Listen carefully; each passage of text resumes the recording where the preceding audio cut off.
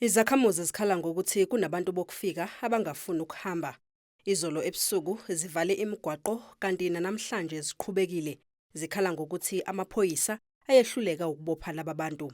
Iproblem esibhekane nayo la eTinberg, amaphoyisa asifila, umphakathi uyazama, siyasebenzisana ukuthi babambe labantu laba sibamikise lapha ema-police station, then bayabakhipha futhi, and then manje sesinovalo nathi ngoba labantu laba demona ababakhipha kuphi lapha ema-police station, it mean labantu bazobuya basibulale manje.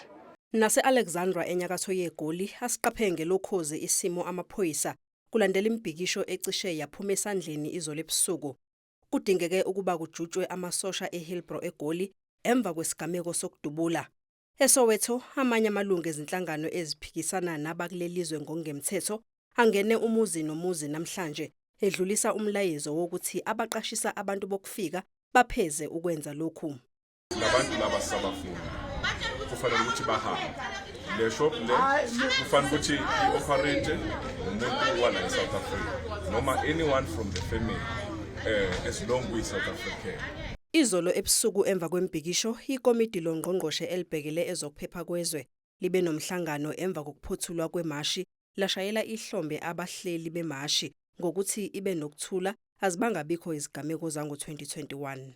We commend citizen, community leaders, organizers, civil society formation, religious leaders and law enforcement agencies for their commitment to peace, restraint and respect for the rule of law throughout the country.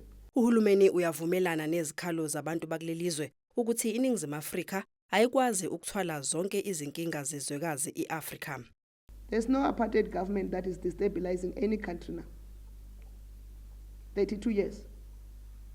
So we must all take responsibility of ensuring political stability in our own countries. Okhulumela amaphoyisa KwaZulu-Natal uthi bazoqhubeka nokuyiqapha yonke imbhikisho ezokwenzeka ukuya phambili.